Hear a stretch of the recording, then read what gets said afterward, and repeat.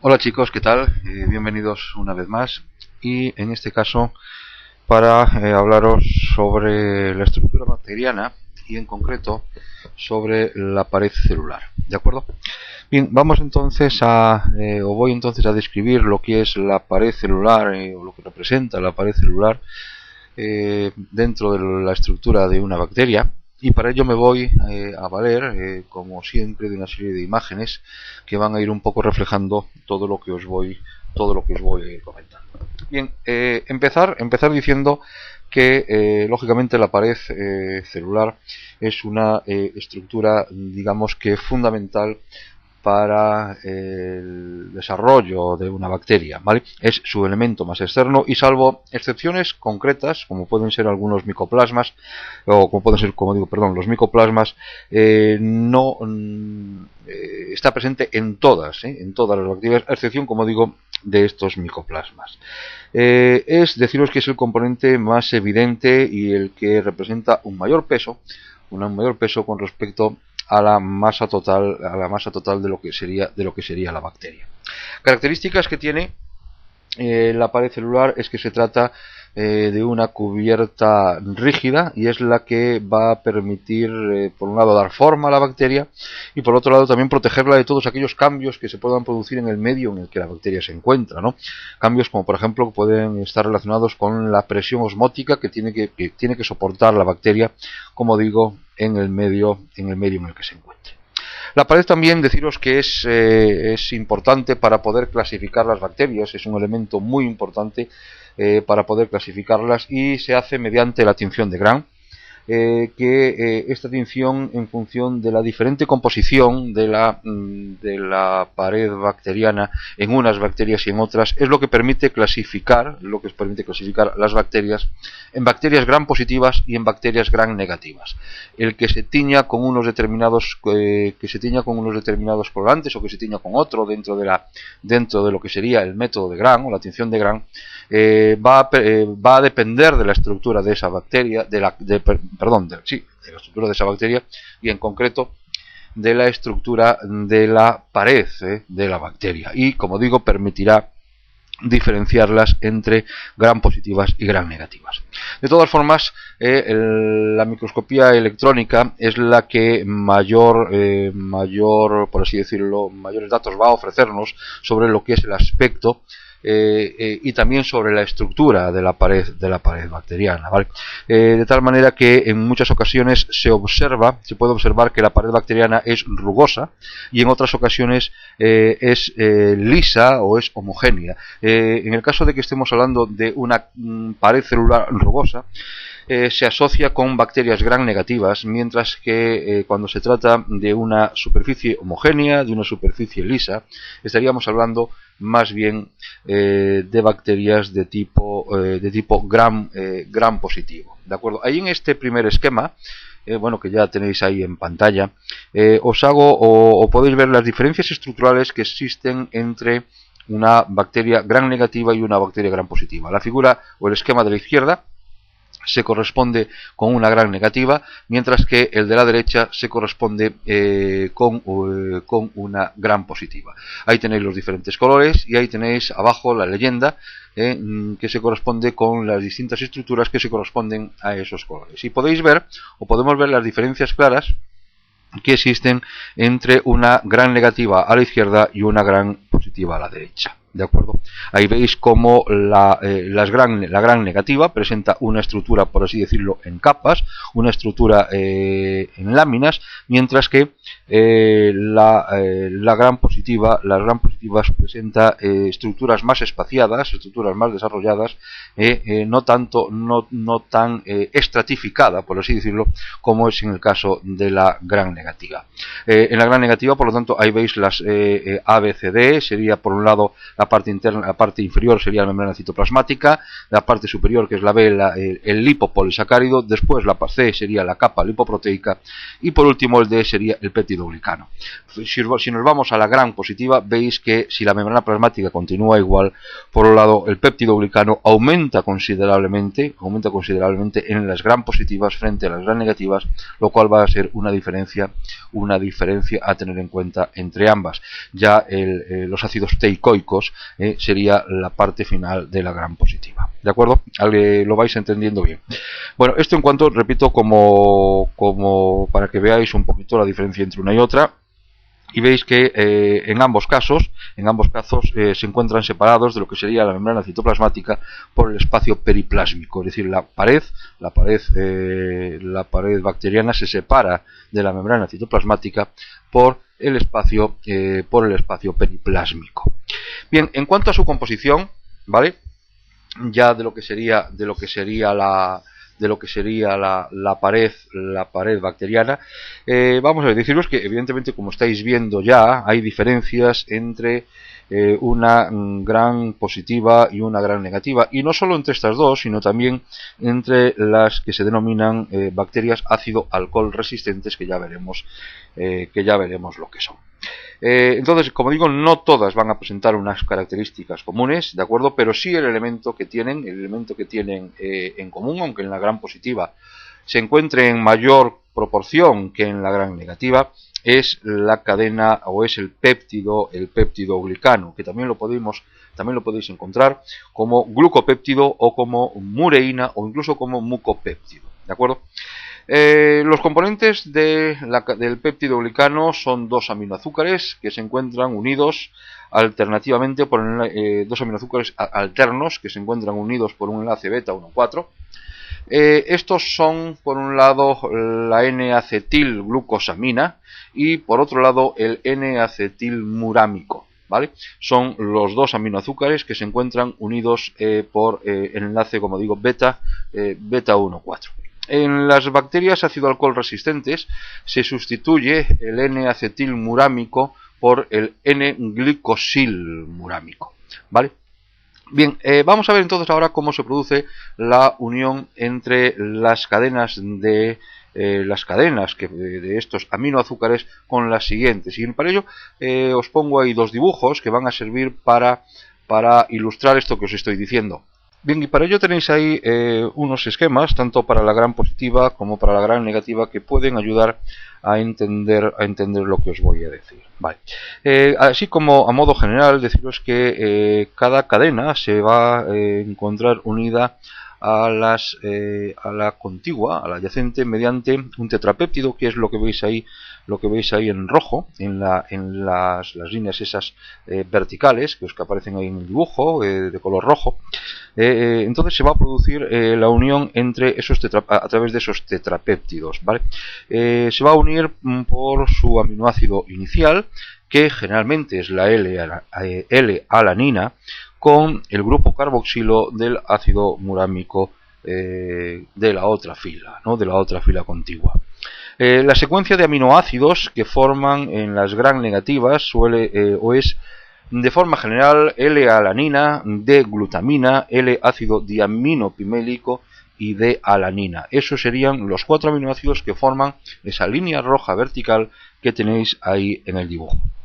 Deciros entonces que en la mayor parte de los casos el ácido pimélico que os acabo de decir es un mesodiaminopimélico, y en las bacterias gram positivas va a encontrarse sustituido por la L-lisina. ¿De acuerdo? Bien, vamos entonces ya a ver cómo se produce el enlace, cómo se produce la unión entre ambos. Por un lado tenéis ahí un esquema de las gran negativas, después aparece el de las gran positivas. Decimos entonces que en las gran negativas se va a producir una unión directa, como estáis viendo ahí en la figura, entre el grupo amino del ácido diaminopimélico con el carbono terminal de la alanina de la otra cadena. Ahí veis cómo se está produciendo el enlace que os acabo de decir, siempre en las gran negativas. Veis las dos líneas rojas, ¿vale?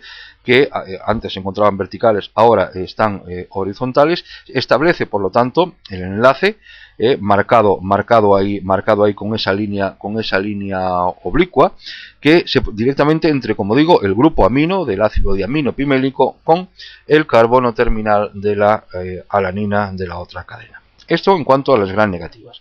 Veis que en caso de las gram positivas, y tenemos ya que ir a la siguiente figura que tenéis ya ahí en pantalla, veis que se produce o hay una pequeña variación, porque el enlace se produce a través de un puente, y en este caso el puente que se establece entre las dos cadenas es un puente formado por 5 aminoácidos. 5 aminoácidos de glicina forman un pentapéptido, que es el que permite que se produzca la unión, ¿de acuerdo?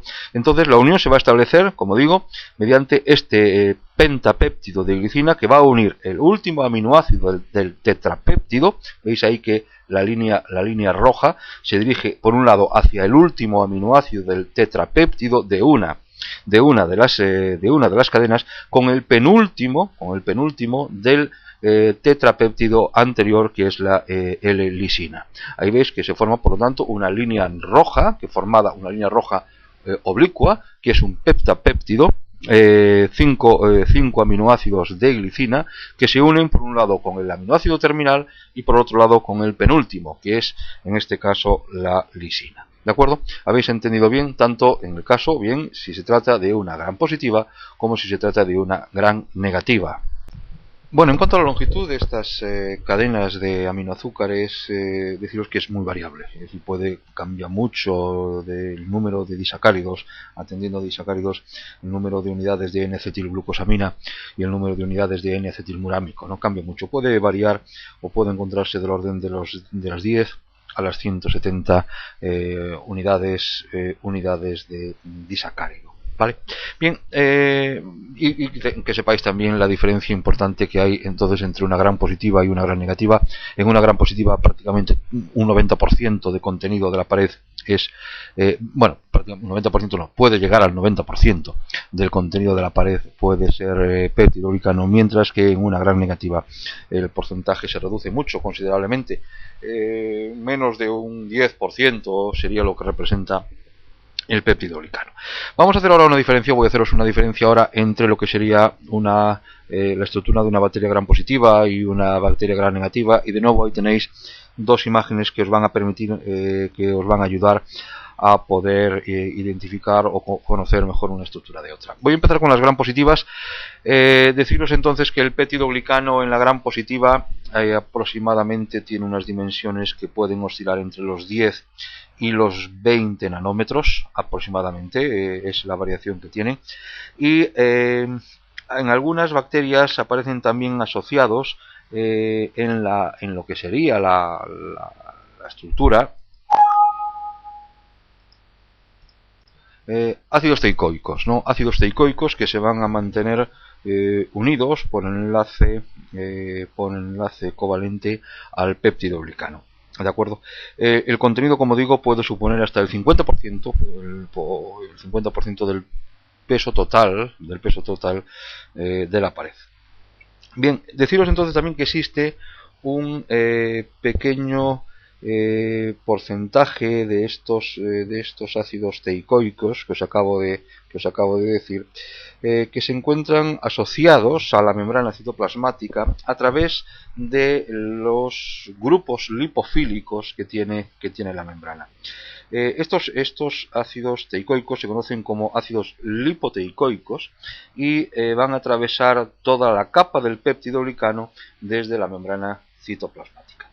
Parece que se puedan encontrar relacionados con la agregación bacteriana y también la adherencia, o facilitarán la adherencia del microorganismo con las células epiteliales de los lugares en que van a alejarse, como puede ser en este caso las vías respiratorias. Los ácidos teicoicos en estas bacterias gram positivas también van a jugar un papel clave en el mantenimiento y en la integridad de la propia bacteria, de la propia pared celular. ¿Por qué? Porque tienen un exceso de carga negativa, están cargados negativamente, que se va a estabilizar o va a provocar que haya una estabilización con los iones magnesio que tiene la propia pared, facilitando así la unión, facilitando así la integridad de la bacteria, ¿vale? Deciros también que pequeñas o que modificaciones estructurales van a alterar completamente la capacidad antigénica que tienen estas bacterias gram positivas, ¿no? De ahí la importancia, vuelvo a decir, que tiene en este caso la presencia del péptido glicano en las gram positivas. Y como veis, bueno, como veis ahí en el dibujo que tenéis ahí en pantalla, donde podéis ver perfectamente, bueno, os he hecho un esquema, espero que lo entendáis, de lo que sería esa pared. Ahí tenéis la bicapa, ¿vale? Ahí tenéis los ácidos teicoicos, o sea, lo que sería en general toda la estructura del péptido glicano, que se refieren esas líneas que se encuentran justo por encima de la membrana citoplasmática. Ahí tenéis los distintos elementos, ¿vale? Que ya digo, para que os hagáis una idea de lo que sería una representación del péptido glicano en las bacterias gram positivas, ¿vale? ¿Está entendido? Venga. En cuanto a las gram negativas, y ahí tenéis el esquema, un esquema que os he hecho, espero que lo entendáis. Esa era la intención mía, es que lo entendáis. Y veis que ya de entrada se observa que hay una mayor complejidad en la estructura de una gram negativa, de la pared de una gram negativa frente a la de una gram positiva. Ya de entrada es más complejo. Van a predominar en su estructura, aparte del péptido glicano, donde evidentemente es una pequeña parte. Acordaos de que representaba el 10% de lo que era el contenido total de la pared. Van a existir una serie también de elementos predominantes, como van a ser proteínas, van a ser fosfolípidos, van a ser lipopolisacáridos, que se van a unir formando una serie de capas, como estáis viendo ahí en la figura que tenéis delante.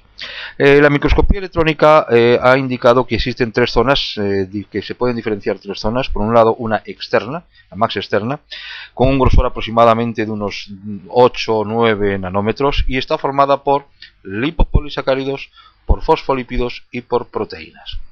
El lipopolisacárido, a su vez, se divide en otras tres partes. Por un lado, una cadena glucídica, que es la que le va a conferir o le va a proporcionar especificidad, en este caso a esa pared, y por lo tanto a esa bacteria. Y por tratarse, evidentemente, como sabéis, de un antígeno de superficie, va a ser un antígeno cero. Después va a existir una parte central, o también llamada core, y después va a existir también una porción lipídica, que será la responsable de la toxicidad que presenta la especie bacteriana, hasta el punto que el lipopolisacárido va a desempeñar un papel importante en la resistencia frente a determinado tipo de antibióticos. ¿De acuerdo?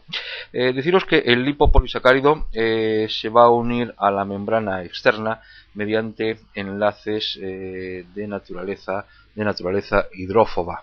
Bueno, existen también unas proteínas que recorren de un lado a otro esta membrana externa y que se van a poner en contacto directamente con la capa de péptido glicano, que se conocen como porinas. Ahí las tenéis, veis ahí esos tubos, especie de tubos, que recorren toda esta membrana, toda esta zona externa, y se ponen, como veis, en contacto con todo el entramado que forma el péptido glicano. Se conocen, como digo, con el nombre de porinas, y a su vez forman unos conductos que van a actuar como poros, que van a permitir el transporte pasivo de pequeñas moléculas de un lado a otro. ¿De acuerdo? ¿Está entendido? Bien, continuamos entonces. Que esta membrana externa parece que pueda estar relacionada también con el transporte pasivo de sustancias de un lado a otro. ¿De acuerdo? Y también como protección frente a enzimas que puedan actuar sobre ella. Bien, en cuanto a la membrana externa. En cuanto a la capa intermedia, comentaros que es más fina, pueden ser 5 o 6 nanómetros el grosor, el ancho que pueda tener, que está formado por moléculas de lipoproteína, y que por un lado la parte dentro de la lipoproteína, lo que sería la parte proteica, por enlace covalente se une al peptidoglicano, mientras que la parte lipídica de ese conjunto de lipoproteína, la parte lipídica se uniría mediante enlaces hidrófobos con fosfolípidos de la capa externa. La zona más profunda, o la zona ya más interna, sería la parte, o lo que representa en sí el péptido-glicano, un nanómetro, 2 nanómetros, sería su longitud, el 10% de lo que es toda la pared de la gran positiva, y deciros que la unión se va a mantener, va a mantener uniones con la membrana citoplasmática mediante enlaces iónicos, ¿no? Que sería la forma de conseguir esa estabilidad. Bueno, y por último hablaros de las bacterias ácido-alcohol resistentes, la estructura en este tipo de bacterias. Aquí, como ya os he dicho, se encontrarían las bacterias que pertenecen al género del Mycobacterium, ¿vale? Y ahí tenéis también ya el esquema de lo que es la estructura, ¿no? de la pared en este tipo de bacterias. Bueno, ¿por qué se llaman ácido alcohol resistentes? Aunque no es el objetivo de este tema, es decir, es porque presentan resistencia, ya lo dice la palabra, ácido alcohol resistentes, a ser decoloradas por el alcohol. Es decir, son bacterias que previamente se han teñido, y una vez teñidas, si se intentan decolorar con alcohol, estas o no se va a producir esta decoloración. Y esto es debido a que aparece un nuevo elemento, que son los ácidos micólicos, ¿de acuerdo? ¿Qué son los ácidos micólicos? Los ácidos micólicos son unos ácidos grasos insaturados, presentan cadena larga y sintetizados a partir de a partir de elementos de similar estructura.